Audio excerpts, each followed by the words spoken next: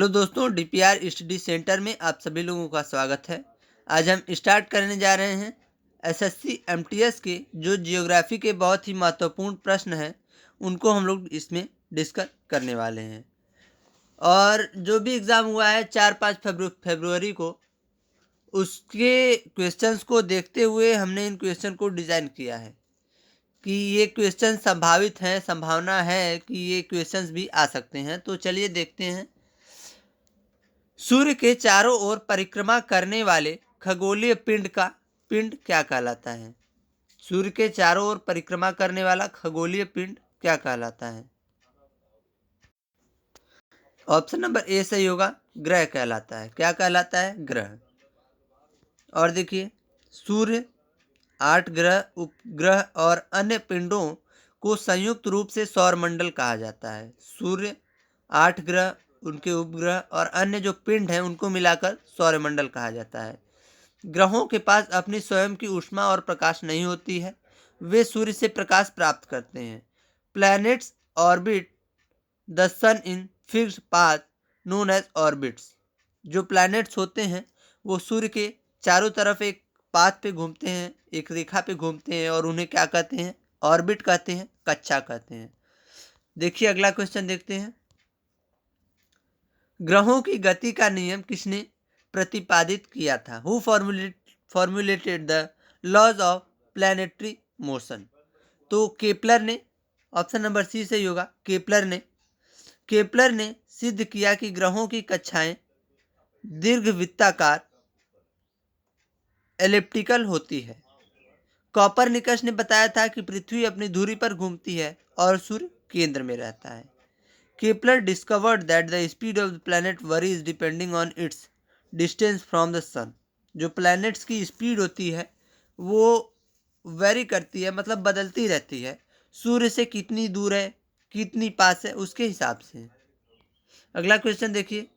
सौरमंडल में कुल कितने ग्रह हैं? How many planets are there in solar system? Option number B सही है, 8 ग्रह हैं। अगस्त 2026 में प्राग सम्मेलन में यम प्लूटो का ग्रह का दर्जा समाप्त कर दिया गया था। सौरमंडल का सबसे बड़ा ग्रह बृहस्पति और सबसे छोटा बुध है। करेंट जो 8 प्लैनेट्स हैं वो कौन कौन से हैं? मरकरी है, वीनस है, अर्थ है, मार्स है, जुपिटर है, सैटर्न है, यूरेनस है और नेपच्यून है। तो इनको आपको क्रमबद्ध तरीके से याद करना है कि पहले मरकरी होगा, फिर वीनस होगा, फिर अर्थ होगा, फिर मार्स होगा, फिर जुपिटर, फिर सैटर्न, फिर यूरेनस, फिर नेपच्यून। अगला क्वेश्चन देखिए। Correct orders of planets by increasing distance from the sun. तो सूर्य से बढ़ती दूरी के अनुसार ग्रहों का सही क्रम क्या है? तो ऑप्शन नंबर डी सही है, बुध, शुक्र, पृथ्वी, मंगल, मरकरी, वीनस, अर्थ, मार्स। और इसके पॉइंट्स देखिए। शुरुआती 4 ग्रह बुध, शुक्र, पृथ्वी, मंगल को आंतरिक या पार्थिव ग्रह कहा जाता है। मंगल और बृहस्पति के बीच क्षुद्र ग्रहों एस्ट्रॉइड्स की पट्टी पाई जाती है। The 4 outer planets are Jupiter, Saturn, Uranus and Neptune. सबसे चमकीला ग्रह कौन सा है? Brightest planet in the solar system शुक्र है। ऑप्शन नंबर बी सही होगा, शुक्र, वीनस।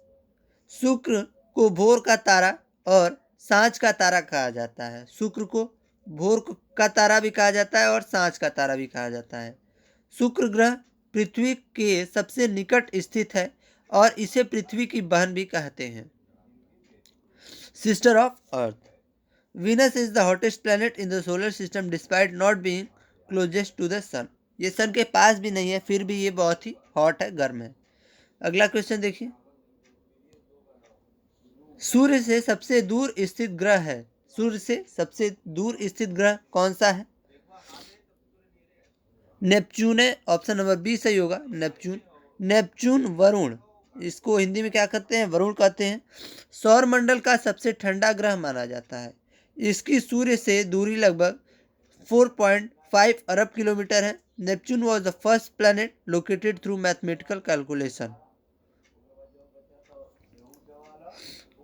निम्नलिखित में सबसे गर्म है, सबसे गर्म कौन सा है? Hottest, which of the following is the hottest planet? तो अभी हमने आपको बताया वीनस होगा, लेकिन नहीं, यहाँ पे मार्स होगा। क्यों मार्स होगा? क्योंकि यहाँ पे पूछा है सबसे गर्म कौन सा है, सबसे हॉटेस्ट कहाँ कौन सा है। वहां पे पूछा था कौन सा सबसे ब्राइटेस्ट है। तो देखिए, सूर्य का तापमान इसके घने कार्बन डाइऑक्साइड वायुमंडल के कारण 450 डिग्री तक रहता है। इसे ग्रीन हाउस प्रभाव का सबसे सटीक उदाहरण माना जाता है। Venus reflects about 70% of sunlight it receives. अगला क्वेश्चन देखिए, सूर्य के धरातल का तापमान लगभग कितना होता है? जो सूर्य का सरफेस है, what is the surface temperature of the sun? इसका टेम्परेचर जो है वो कितना होता है? 6000 डिग्री सेल्सियस होता है। सूर्य के दिखाई देने वाले भाग को प्रकाश मंडल फोटोस्फीयर कहते हैं। इसके केंद्र कोर का तापमान लगभग 15 मिलियन केल्विन होता है। The temperature of sun spots is relatively lower than the surrounding surface. अगला देखिए, सूर्य के संगठन में सहायक गैस है। सूर्य जो है किन गैसों से बना हुआ है? Gases responsible for the sun's composition are helium और हाइड्रोजन, हीलियम एवं हाइड्रोजन। ऑप्शन नंबर डी सही होगा। हाइड्रोजन लगभग 71% है और हीलियम लगभग 26.5% है, मुख्य घटक है। सूर्य की ऊर्जा नाभिकीय संलयन न्यूक्लियर फ्यूजन प्रक्रिया से उत्पन्न होती है। Other minor elements make up about 2.5% of the sun mass. और उनमें अदर एलिमेंट भी होते हैं जो कि 2.5% होते हैं, लेकिन सबसे ज़्यादा हीलियम होता है और हाइड्रोजन होता है। उनमें भी सबसे ज़्यादा हाइड्रोजन होता है और उसके बाद हीलियम होता है। हाइड्रोजन कितना होता है? 71% और हीलियम कितना होता है? 26.5%। अगला क्वेश्चन देखिए, बिना उपग्रह वाले ग्रह हैं। ऐसे कौन कौन से ग्रह हैं जिनके पास उनका खुद का उपग्रह नहीं है? बुध एवं शुक्र, बुध एवं शुक्र, मरकरी एंड वीनस। बुध और शुक्र सौरमंडल के एकमात्र ग्रह हैं जिनका कोई प्राकृतिक चंद्रमा नहीं है। बृहस्पति और शनि के पास सबसे अधिक संख्या में उपग्रह हैं। बृहस्पति और शनि इनके पास सबसे ज़्यादा मतलब जो है उपग्रह हैं। देखिए, Mercury is too close to the sun to maintain a stable moon orbit.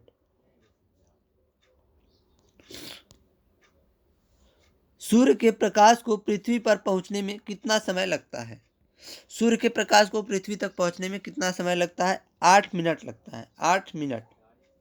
सटीक समय लगभग 8 मिनट 16.6 सेकेंड लगता है। 499 सेकेंड में जो है सूर्य का प्रकाश पृथ्वी पर पहुंच जाता है। प्रकाश की गति 3 लाख किलोमीटर प्रति सेकेंड होती है। प्रकाश की गति 3 लाख किलोमीटर प्रति सेकेंड होती है। Light travels from the sun to earth across a distance about 150 million kilometre. और जो लाइट ट्रेवल करती है वो 150 मिलियन किलोमीटर ट्रेवल करती है। पृथ्वी का उपग्रह है, सभी लोग जानते हैं, मून है। चंद्रमा को जीवाश्म ग्रह फॉसिल प्लैनेट भी कहा जाता है। चंद्रमा का अपना कोई वायुमंडल नहीं है। Moon reflects only about 7% of the sunlight that hits its surface. अगला क्वेश्चन देखिए, sea of tranquility, sea of tranquility कहाँ पर है? ये जो नाम है सी ऑफ ट्रैंक्विलिटी, ये कहाँ पर है आपको बताना है। चंद्रमा पर है। यह चंद्रमा का एक मून पर है। यह चंद्रमा का एक विशाल काला मैदान है जहाँ धूल से तूफान उठते हैं, धूल के तूफान उठते हैं। सी ऑफ ट्रैंक्विलिटी बहुत ही इंपॉर्टेंट पॉइंट है, आपको याद कर लेना चाहिए। नील आर्मस्ट्रॉन्ग ने यहीं पर पहला कदम रखा था। नील आर्मस्ट्रॉन्ग, ये पॉइंट देखिए, नील आर्मस्ट्रॉन्ग ने यहीं पर पहला कदम रखा था। It is one of the many maria dark plains visible on the lunar surfaces. Largest planet in the solar system. Solar system का सबसे बड़ा प्लैनेट कौन सा है? तो बृहस्पति है, ऑप्शन नंबर सी सही होगा। जुपिटर है। बृहस्पति का द्रव्यमान पृथ्वी से 318 गुना अधिक है। इसका ग्रेट रेड स्पॉट वास्तव में एक विशाल तूफान है। Jupiter has shortest day among all planets about 10 hours. और जो जुपिटर है उसमें जो दिन होता है वो बहुत ही छोटा होता है और एक दिन कितने घंटे का होता है? 10 घंटे का होता है। अगला क्वेश्चन देखिए, पृथ्वी के अतिरिक्त किस ग्रह पर वायुमंडल पाया जाता है? तो इसका ऑप्शन नंबर बी सही होगा, मंगल, मार्स। मार्स पर भी वायुमंडल पाया जाता है। मंगल पर मुख्य रूप से कार्बन डाइऑक्साइड युक्त विरल वायुमंडल है। यहाँ की रातें बहुत ठंडी होती हैं। Mars has seasons and polar ice cap similar to earth. वहाँ पे भी आइस के ढेर हैं, जैसे ग्लेशियर्स होते हैं उस टाइप में, जिसकी वजह से वो रात में ठंडा रहता है बिल्कुल। नीला ग्रह के नाम से जाना जाता है। नीला ग्रह के नाम से अर्थ जाना जाता है। जल की प्रचुरता 71% के कारण पृथ्वी अंतरिक्ष से नीली दिखाई देती है। सौर मंडल में पृथ्वी ही एकमात्र ग्रह है जिस पर जीवन संभव है। अर्थ एवरेज डेंसिटी इज अबाउट 5.52 ग्राम पर centimetre cube, highest in the solar system. जो अर्थ की डेंसिटी है वो सोलर सिस्टम में सबसे ज़्यादा है। अगला क्वेश्चन देखिए, सूर्य से पृथ्वी की दूरी कितनी है? सूर्य से पृथ्वी की दूरी 150 मिलियन किलोमीटर है। 149 मिलियन किलोमीटर। 149 वहाँ पे एस्टिमेटेड था, ऊपर अभी जब हमने बताया, यहाँ पे एग्जैक्ट है 149 मिलियन किलोमीटर। औसत दूरी लगभग 149.6 मिलियन किलोमीटर। इसको अगर आप एस्टिमेट निकालेंगे तो नियर अबाउट 150 किलोमीटर पहुँच जाएगा। लेकिन इसका अगर एग्जैक्ट पूछ रहा है तो आपको एग्जैक्ट बताना होगा। पृथ्वी अपनी कक्षा में सूर्य के चारों ओर 29.8 किलोमीटर प्रति सेकंड से की गति से घूमती है। 29.8 किलोमीटर प्रति second. The distance varies due to earth elliptical orbit.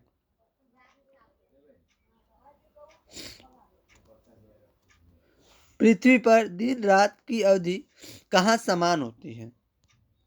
Where is day night duration equal on earth. तो इक्वेटर पे समान होती है।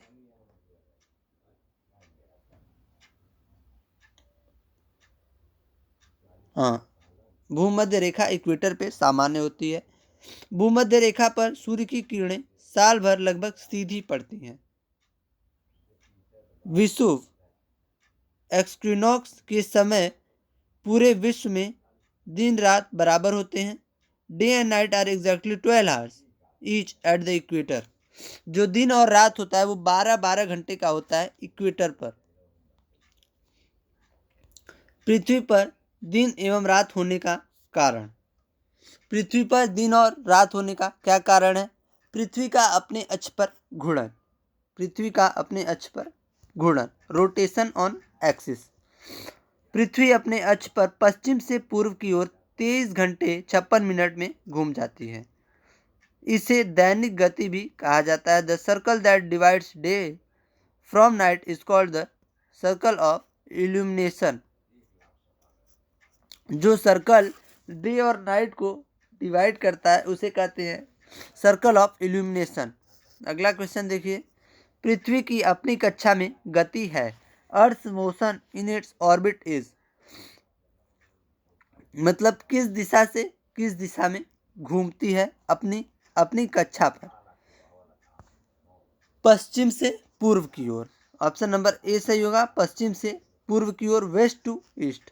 पृथ्वी सूर्य की परिक्रमा 365.25 दिनों में पूरी करती है। इस गति को परिक्रमण रिवॉल्यूशन कहा जाता है। Earth travel about 940 million kilometre in its yearly orbit. 940 million kilometre अपने एक ईयर में पृथ्वी घूमती है। सूर्य और पृथ्वी के बीच अधिकतम दूरी क्या होती है? Maximum distance aphelion occurs on. सूर्य और पृथ्वी के बीच अधिकतम दूरी कब होती है? बताना है आपको। ऑप्शन नंबर ए सही होगा, 4 जुलाई। 4 जुलाई के दिन जो सूर्य और पृथ्वी होते हैं वो सबसे दूर होते हैं। इस दिन पृथ्वी और सूर्य के बीच की दूरी लगभग 15.2 करोड़ किलोमीटर होती है। यह घटना हर साल जुलाई के पहले सप्ताह में होती है। Aphelion means away from the sun in Greek. Aphelion का क्या मतलब है? यहाँ पे जो वर्ड लिखा है अपसौर एफेलियन, अवे फ्रॉम द सन, और ये कब अवे रहता है? 4 जुलाई को। अगला क्वेश्चन देखिए, क्वेश्चन नंबर 22 है, सूर्य एवं पृथ्वी के बीच न्यूनतम दूरी उपसौर न्यूनतम दूरी कब होती है? 3 जनवरी को। ऑप्शन नंबर सी सही होगा, 3 जनवरी को। इस दिन पृथ्वी सूर्य से लगभग 14.7 करोड़ किलोमीटर दूर होती है। यह घटना जनवरी माह के पहले सप्ताह में होती है। Perihelion means near the sun. Perihelion means near the sun in Greek. ये ग्रीक भाषा में एफेलियन और पेरीहिलियन। किस तिथि को दिन रात बराबर होते हैं? कौन सा ऐसा दिन है जब दिन और रात बराबर होते हैं? 21 मार्च एवं 22 सितंबर। 21 मार्च एवं 22 सितंबर। ऑप्शन नंबर डी सही होगा। इन्हें क्रमशः वसंत वसु और शरद वसु कहा जाता है। इस दिन सूर्य की किरणें सीधे भूमध्य रेखा पर पड़ती हैं। Equinox is Latin for equal night. Equinox में को लैटिन में इसका मतलब जो है, ये एक लैटिन वर्ड है इक्विनॉक्स, और इसका मतलब है इक्वल नाइट। अगला क्वेश्चन देखिए, चंद्र ग्रहण का कारण है कॉज ऑफ लूनर एक्लिप्स। चंद्र ग्रहण का क्या कारण है? सूर्य चांद के बीच पृथ्वी। सूर्य और चांद के बीच पृथ्वी। ऑप्शन नंबर सी सही होगा। सूर्य और चांद के बीच पृथ्वी, अर्थ बिटवीन सन एंड मून। जब पृथ्वी की छाया चंद्रमा पर पड़ती है तो चंद्र ग्रहण होता है।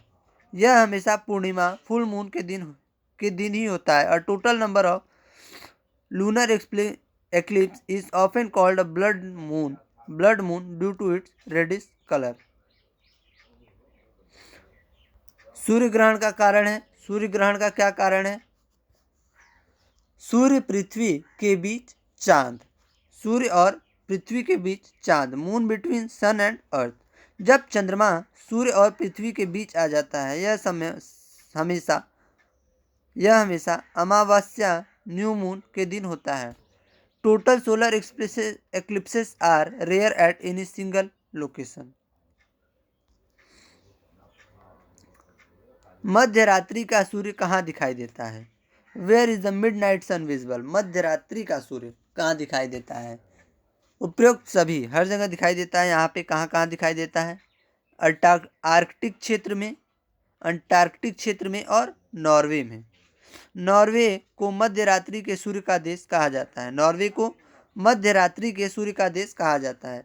ध्रुवीय क्षेत्रों में ग्रीष्म ऋतु में सूर्य 24 घंटे क्षितिज के ऊपर रहता है। जो ध्रुवीय क्षेत्र है जैसे आर्कटिक और अंटार्कटिक, यहाँ पे 24 घंटे क्षितिज के ऊपर मतलब धरती के ऊपर इन्वायरमेंट के ऊपर सन रहता है। This phenomena is caused by the tilt of earth axis.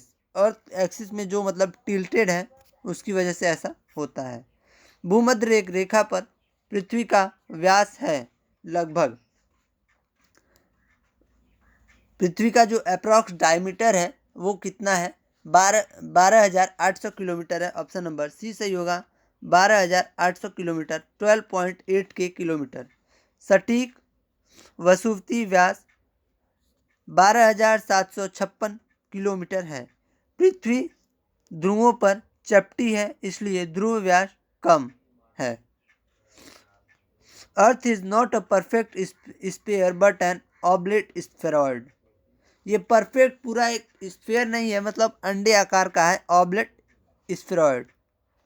अगला क्वेश्चन देखिए, प्राइम मेरिडियन पासेस थ्रू। प्रधान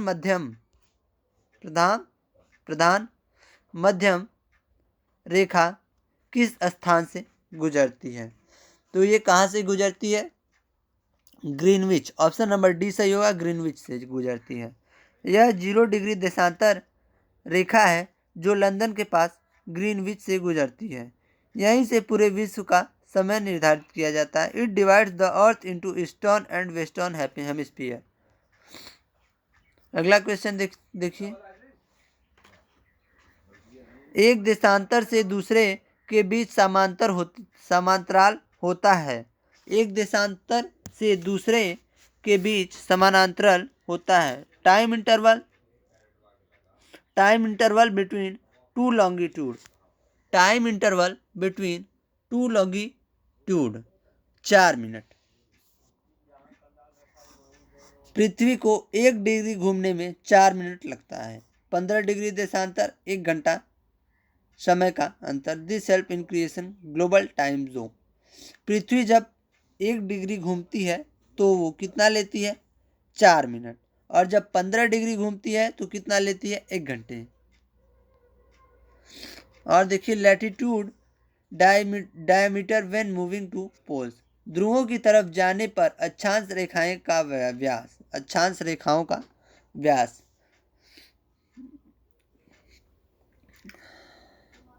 घटता है, डिक्रीजेस। अक्षांश रेखाएं ध्रुवों की ओर छोटी होती हैं। भूमध्य रेखा सबसे बड़ी अक्षांश रेखा है। Latitudes are parallel circles from equator to the poles. जो लैटिट्यूड होते हैं वो क्या होते हैं? वो एक पैरेलल सर्कल होते हैं। किससे? इक्वेटर से। और ये जब अक्षांश तक जाते हैं, पोल्स तक जब जाते हैं तो इनका जो डायमीटर है वो क्या होता है? घटता है। अगला क्वेश्चन देखिए। पृथ्वी के केंद्र में पाया जाने वाला पदार्थ है substance found in earth core. पृथ्वी के केंद्र में पाया जाने वाला कौन सा पदार्थ है? निकेल है। ऑप्शन नंबर सी सही होगा, निकेल। पृथ्वी का केंद्र क्रोड कहलाता है, जो निकेल और लोहे से बना है। आंतरिक क्रोड अत्यधिक दाब के कारण ठोस अवस्था में है। The core generates earth magnetic field, और इसकी वजह से मैग्नेटिक फील्ड भी एक क्रिएट होता है। पृथ्वी की ऊपरी परत को क्या कहा जाता है? Outer layer of the earth surface is called भूपर्पटी क्रस्ट कहा जाता है। भूपर्पटी क्रस्ट। क्रस्ट सिलिका और एल्युमिनियम से प्रचुर है। इसकी औसत मोटाई महाद्वीपों पर 30 किलोमीटर है। Crust makes up to only about 1% of the earth total volume. अगला देखिए। पृथ्वी में कौन सा तत्व सर्वाधिक मात्रा में है? Most abundant element. सबसे ज्यादा तत्व कौन सा है? ऑक्सीजन है। ऑप्शन नंबर डी सही होगा, ऑक्सीजन। भूपर्पटी में ऑक्सीजन का हिस्सा लगभग 46.6 है। भूपर्पटी में ऑक्सीजन का हिस्सा लगभग 46.6% है। दूसरा सबसे प्रचुर तत्व है सिलिकॉन, 27.7% है। Elements are the building blocks of minerals in the crust. और जो एलिमेंट्स है, जो धातु है, वो बिल्डिंग ब्लॉक है किसका? क्रस्ट का। पृथ्वी के लगभग कितने प्रतिशत भाग पर स्थल है? पृथ्वी के लगभग कितने प्रतिशत भाग पर स्थल है? 29% भाग पर स्थल है। लगभग 29% भूभाग है और 71% जलीय भाग है। भूमि का अधिकांश हिस्सा उत्तरी गोलार्ध में स्थित है। Land distribution have changed over millions of years due to plate tectonics. और जो लैंड डिस्ट्रीब्यूशन है वो बदलता रहता है। क्यों बदलता रहता है? जो गतिविधियां होती हैं टेक्टोनिक्स प्लेट्स में, उनकी वजह से। निम्नलिखित में से कौन कायांतरित चट्टान है? निम्नलिखित में से कौन कायांतरित चट्टान है? Which is metamorphic rock? संगमरमर जो है, मार्बल जो है संगमरमर, वो मेटामॉर्फिक रॉक है। तो पॉइंट्स देखिए। संगमरमर का निर्माण चूना पत्थर लाइमस्टोन के रूपांतरण से होता है। अत्यधिक ताप और दाब से चट्टानों का रूप बदल जाता है। Metamorphic rocks are often harder and more durable. जो मेटामॉर्फिक रॉक्स होते हैं वो हार्ड होते हैं और ज़्यादा टिकते हैं, ज़्यादा समय तक चलते हैं। जहाँ सर्वप्रथम भूकंप का अनुभव किया जाता है? Place where earth is first felled, where earthquake is first felled, सबसे पहले कहाँ पर अनुभव किया जाता है भूकंप को? तो भूकंप अधिकेंद्र, भूकंप अधिकेंद्र, ऑप्शन नंबर बी सही होगा, एपी सेंटर पे। पृथ्वी की सतह पर वह बिंदु जो उद्गम केंद्र के ठीक ऊपर होता है। भूकंप ऊर्जा इसी बिंदु के सतह पर फैलती है। Seismic waves cause the most damage near the epicentre. विश्व के सर्वाधिक भूकंप किस पेटी में आते हैं? रीजन विथ मोस्ट अर्थक्वेक, कहाँ पे मतलब ज़्यादा भूकंप आता है आपको बताना है। परिप्रशांत महासागरीय, ऑप्शन नंबर सी सही होगा, ऑप्शन नंबर सी सही होगा, सर्कम पैसिफिक, परिप्रशांत महासागरीय। इसे रिंग ऑफ फायर कहा जाता है। यह विश्व के 80% से अधिक बड़े भूकंप आते हैं यहाँ। The region is home to many of the world active volcanoes.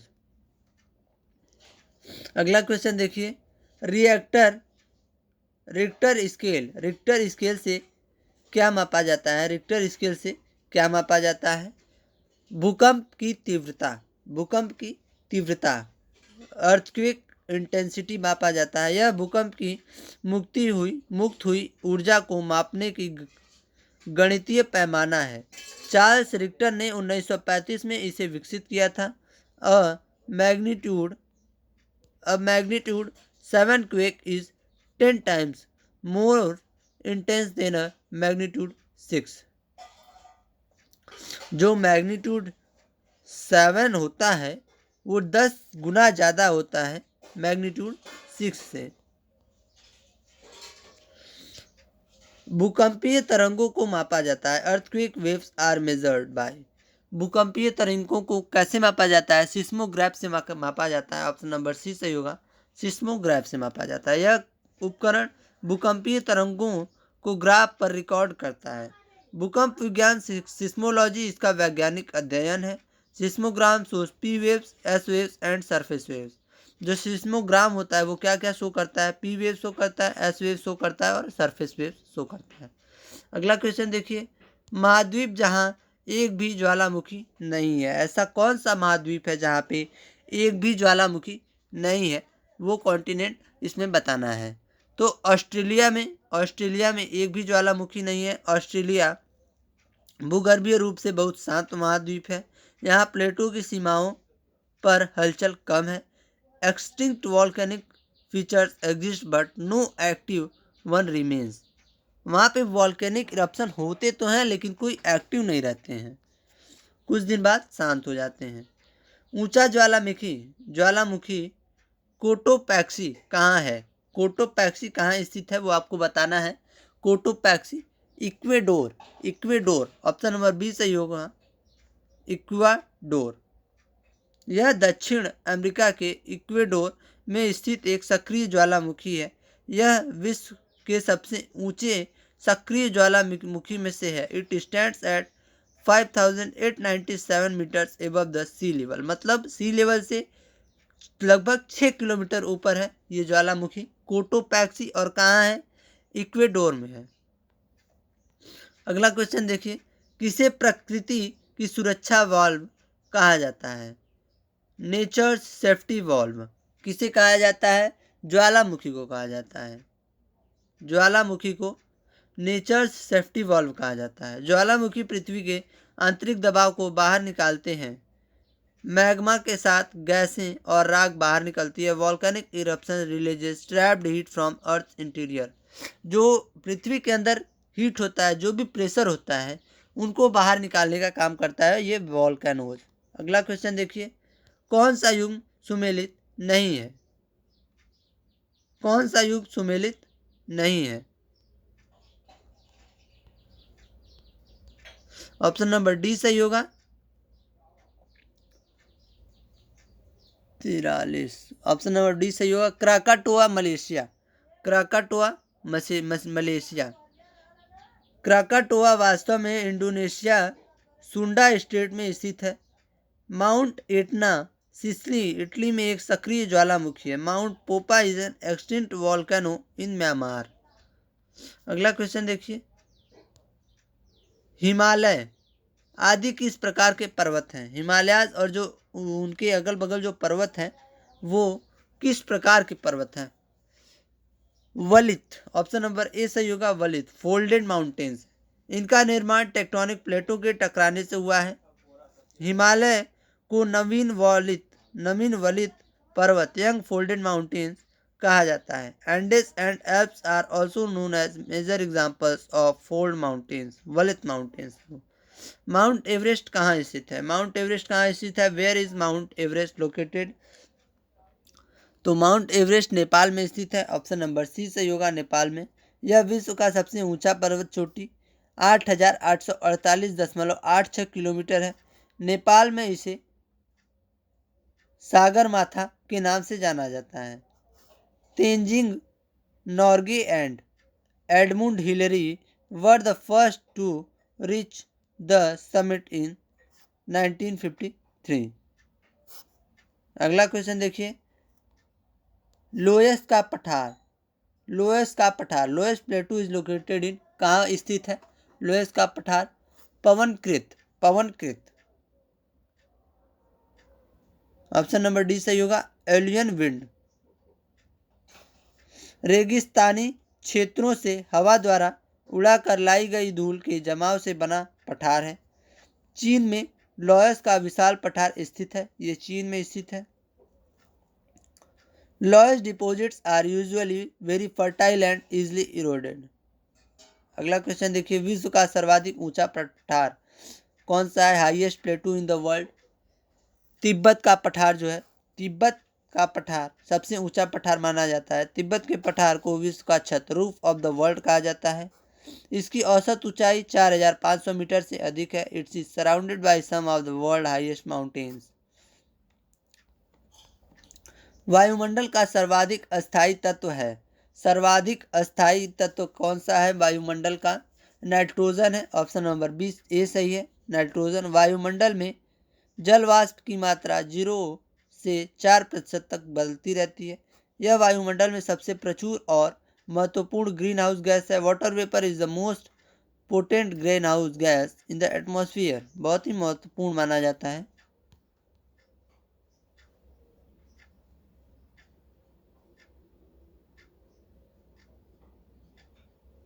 Sorry, यहाँ पे ऑप्शन नंबर डी सही होगा, नाइट्रोजन सही नहीं है, सॉरी फॉर दैट। जल वाष्प, water vapour most stable element है एटमॉस्फेयर का। जल वाष्प, वायुमंडल में जल वाष्प की मात्रा 0 से 4% तक बदलती रहती है। अगला क्वेश्चन देखिए, वायुमंडल में सर्वाधिक कौन सी गैस है? Most abundant gas in atmosphere. वायुमंडल में सबसे सर्वाधिक गैस है नाइट्रोजन।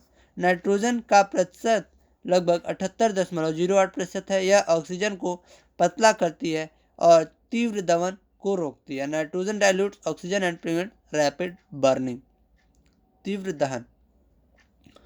और सरफेस पर सबसे ज़्यादा पाया जाने वाला गैस है ऑक्सीजन, और वायुमंडल एटमॉस्फेयर पे सबसे ज़्यादा पाया जाने वाला गैस कौन सा है? नाइट्रोजन। यहाँ पे कन्फ्यूजन होता है तो आपको इसको याद रखना होगा।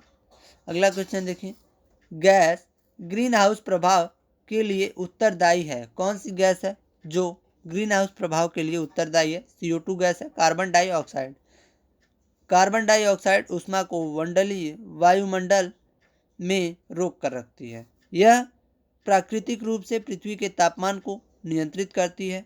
The greenhouse effect keeps earth warm enough to sustain life. तो आज के लिए इतना ही, धन्यवाद। मिलते हैं अगले वीडियो में। अगर वीडियो अच्छा लगा हो तो लाइक, सब्सक्राइब और शेयर करना ना भूलें। धन्यवाद।